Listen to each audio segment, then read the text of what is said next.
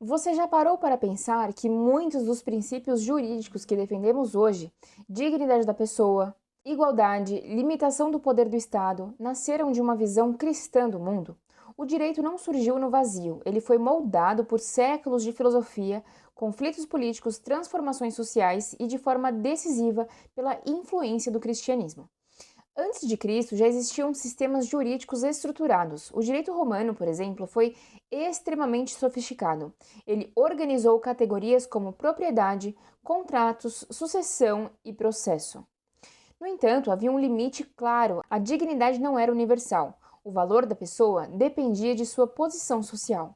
Escravos não eram sujeitos de direito. Mulheres tinham restrições severas. Estrangeiros possuíam menos proteção.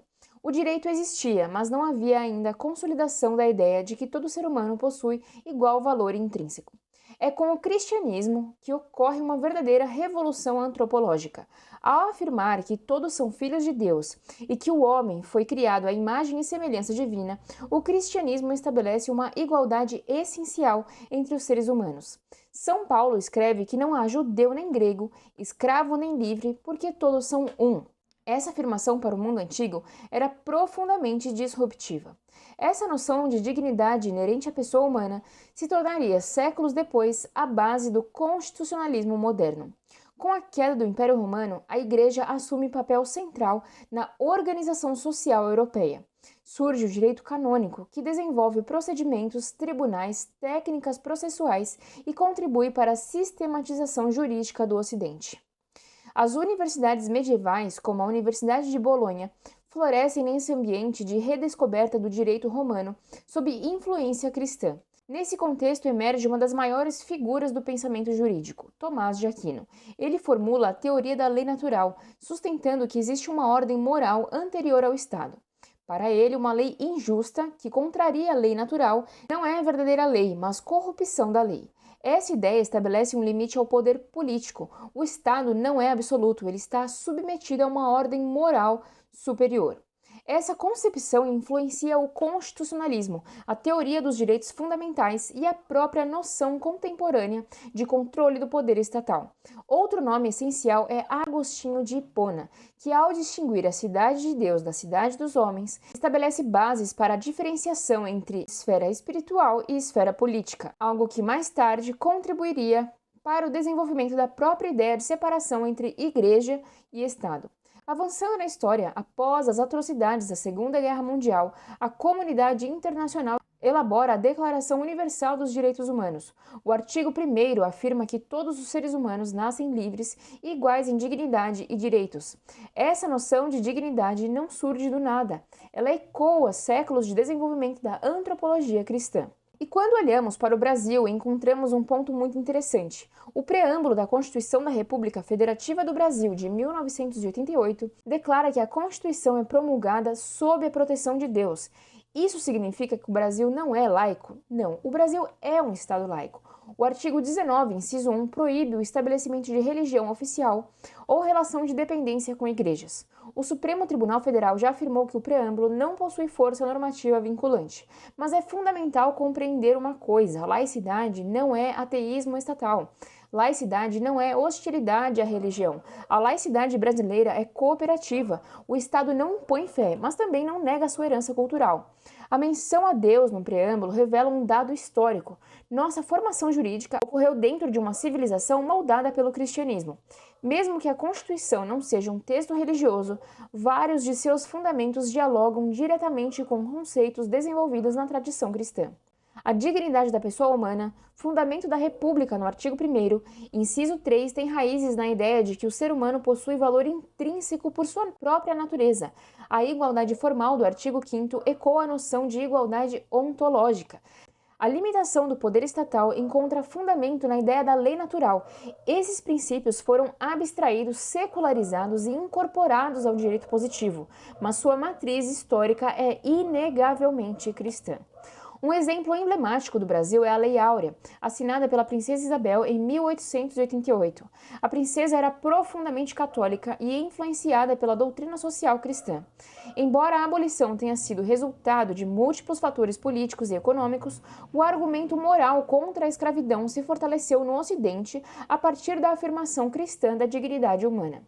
Durante milênios, a escravidão foi prática comum em praticamente todas as civilizações. O argumento decisivo contra ela surge quando se afirma que nenhum homem pode ser propriedade de outro, porque sua dignidade é intrínseca. Esse argumento é fruto de um longo desenvolvimento ético-teológico dentro da tradição cristã. Autores como Harold Berman demonstram que o direito ocidental foi profundamente moldado por matrizes cristãs. John Finnis, ao desenvolver a teoria contemporânea da lei natural, mantém viva essa tradição filosófica, e Jacques Maritain participou da fundamentação filosófica que influenciou a formulação moderna dos direitos humanos. O ponto central é este: o direito moderno não é um catecismo, ele é laico, ele é plural e ele é racional, mas ele nasceu dentro de uma civilização que acreditava que o ser humano possui dignidade porque é mais do que matéria. Ignorar essa raiz é empobrecer a compreensão histórica do próprio direito. Entender essas origens não significa impor fé, significa compreender que a estrutura moral que sustenta os direitos fundamentais foi constituída ao longo dos séculos e que o cristianismo desempenhou papel central nessa construção. O direito revela aquilo que acreditamos sobre o homem. Se acreditamos que ele é apenas um instrumento econômico, o direito será a ferramenta de poder. Mas se acreditamos que ele possui valor intrínseco, o direito se torna instrumento de justiça. E talvez, para proteger o futuro do direito, seja necessário compreender com honestidade histórica as suas raízes.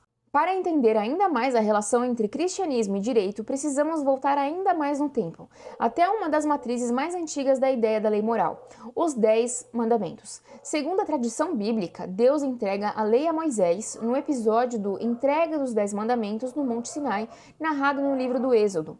Os 10 Mandamentos não eram apenas regras religiosas, eles representavam uma estrutura normativa para organizar a vida social.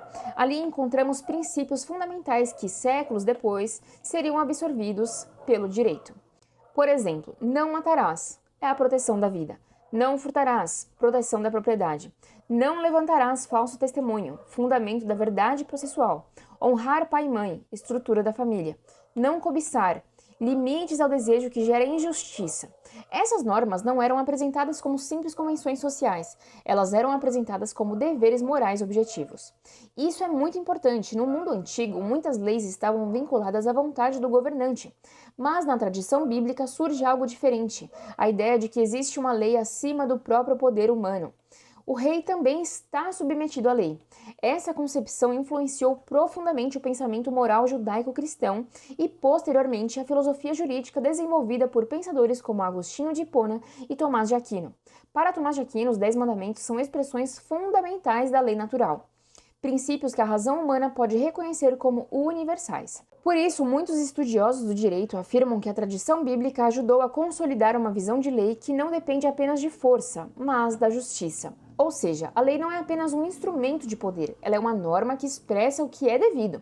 E essa noção de dever moral, de algo que deve ser respeitado independentemente da vontade individual, é um dos pilares da própria ideia de direito. Existe um ponto que quase ninguém menciona quando se fala sobre direito e cristianismo: o que o próprio Catecismo da Igreja Católica ensina sobre lei, dignidade e autoridade política. O Catecismo afirma que a dignidade da pessoa humana não vem do Estado, não vem da maioria e não nasce do consenso social. Ela se fundamenta no fato de que o ser humano foi criado à imagem e semelhança de Deus, conforme os parágrafos 356 e 1700. 356. De todas as criaturas visíveis, só o homem é capaz de conhecer e amar seu Criador. Ele é a única criatura na Terra que Deus quis por si mesma. Só ele é chamado a compartilhar, pelo conhecimento e pelo amor, a vida de Deus. Para este fim o homem foi criado, e aí reside a razão fundamental de sua dignidade. Que motivo vos fez constituir o homem em dignidade tão grande? O amor inestimável pelo qual enxergastes em vós mesmo vossa criatura, e vos apaixonastes por ela, pois foi por amor que a criastes. Foi por amor que lhe destes um ser capaz de degustar vosso bem eterno. E o 1700. A dignidade da pessoa humana se fundamenta em sua criação à imagem e semelhança de Deus. Realiza-se em sua vocação a bem-aventurança divina.